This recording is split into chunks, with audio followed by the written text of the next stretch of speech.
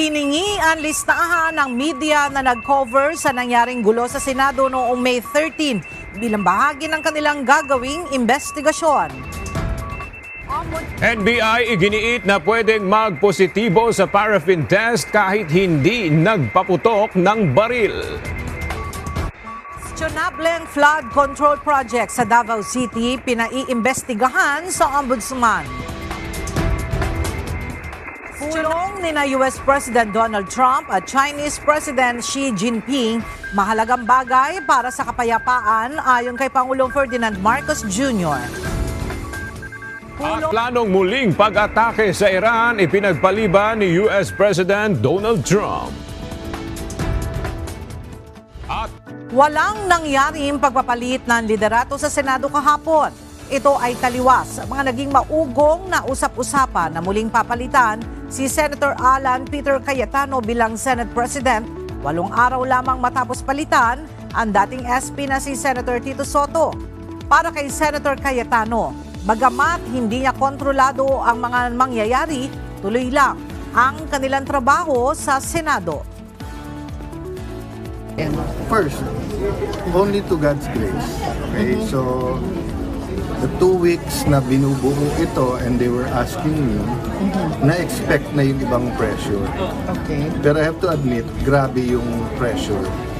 And to all of you, lalo sa mga mahal namin sa media, read between the lines. Read between the lines.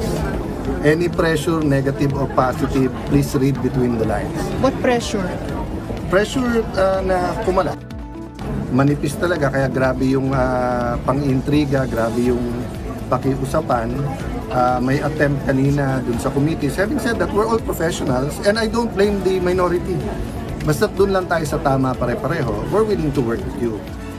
itinalaga ng mga senador si dating Taguig City Administrator Attorney Jose Luis Montales bilang bagong Senate Secretary General at Clerk of Court ng Impeachment Tribunal sa impeachment case ni Vice President Sara Duterte.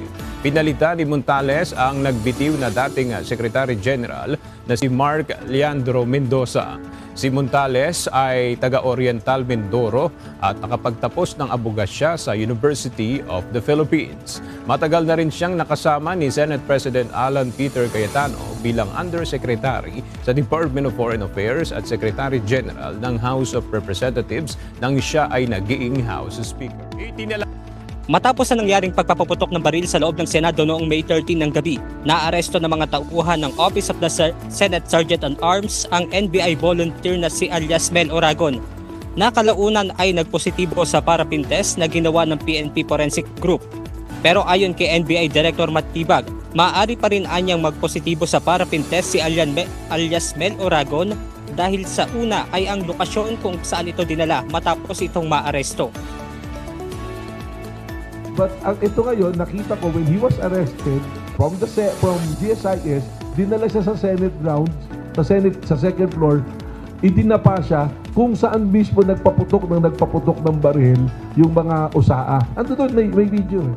Hindi kumbinsido si Senate President Alan Peter Cayetano na humingi ng security ang Government Service Insurance System o GSIS sa National Bureau of Investigation kaya nagkaroon ng NBI agents sa kanilang gusali noong May 13. Iginiit ni Cayetano na planado ang pag-deploy ng mga tauhan ng NBI sa GSIS building nang malaman ng ahensya na nasa Senado si Senator Ronald Bato de la Rosa.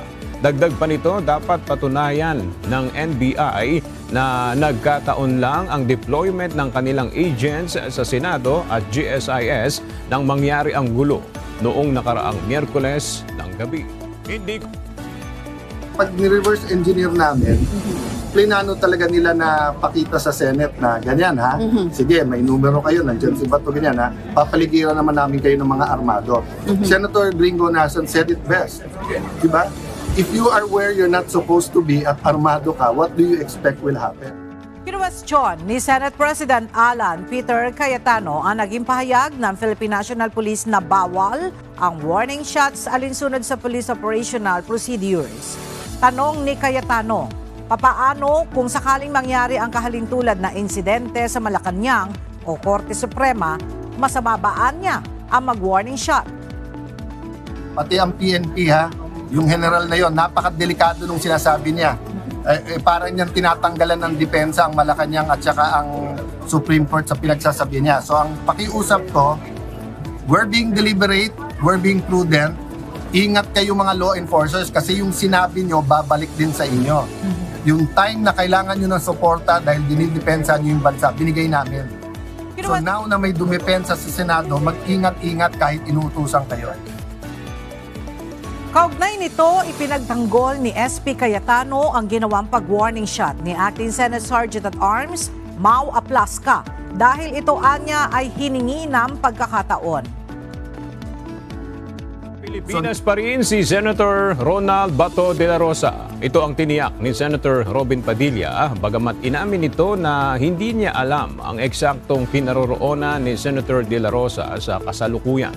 Binigyang diin naman ni Padilla na hindi aalis ng bansa si De La Rosa dahil mahal nito ang Pilipinas. Samantala, sinagot naman ni Padilla ang ulat na kinukonsidera siya ng NBI bilang person of interest dahil sa mga balitang siya ang kasama ni Senator De La Rosa nang umalis ito sa Senado noong Huwebes ng madaling araw. Siyempre, ganun po talaga. Ganun talaga. Wala po tayong magagawa. Kung yun po ang sinabi ng mga otoridad, okay naman po yun. Pilipinas. Sa liham na ipinadala ng Office of the Ombudsman ngayong araw sa Senado, formal na hiniling ng kanilang Field Investigation Bureau kay Senate Public Relations and Information Bureau o PRIB Director Michael Caber ang ilang mahahalagang dokumento. Kaugnay nito ng investigasyon hinggil sa naganap na barilan at lockdown sa Senado noong nakaraang linggo. Base sa liham, partikular na hinihingi ng Ombudsman ang listahan ng mga pangalan ng mga media personnel na nasa loob ng Senado noong May 13 at 14, pati na ang logbook entries ng kanilang pag-in at pag-out sa loob ng Senado.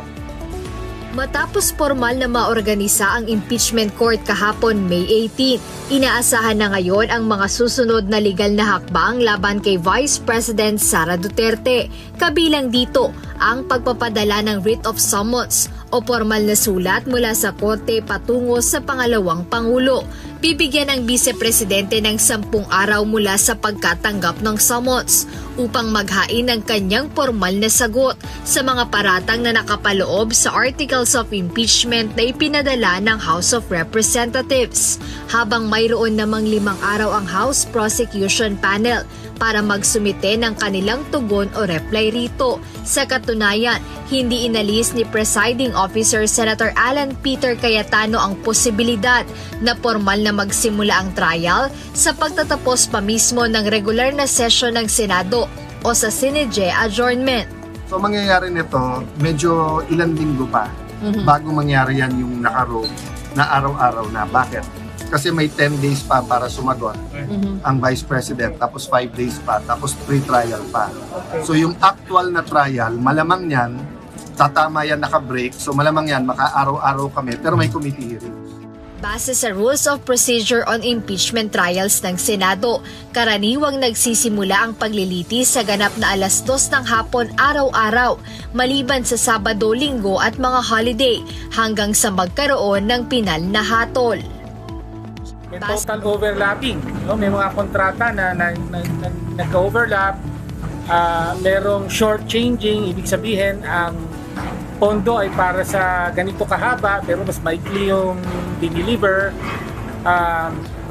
Merong mga very general lang yung kontrata, no? Kaya hindi mo alam kung ano yung eksaktong kailangang i-deliver. In short, ito Iba't ibang kasong kriminal ang posibleng kaharapin ni Senator Jinggoy Estrada, dating Public Works Secretary Manuel Bonoan at iba pang opisyal ng DPWH. Ito'y matapos isumite ng Department of Justice sa Office of the Ombudsman ang kanilang preliminary investigation laban sa mga ito na may kaugnayan sa flood control scandal. Ayon kay Assistant Ombudsman Miko Clavano, dadaan ng resolution sa pagsusuri ng anti-graft body. Laman ng mga investigasyon ng DOJ ang mga ebidensya na mayroon umanong umiiral na network ng mga opisyal ng gobyerno na inabuso ang kanilang katungkulan upang manipulahin ang mga detalye ng proyekto, paglalabas ng budget at dayain ang proseso ng public biddings.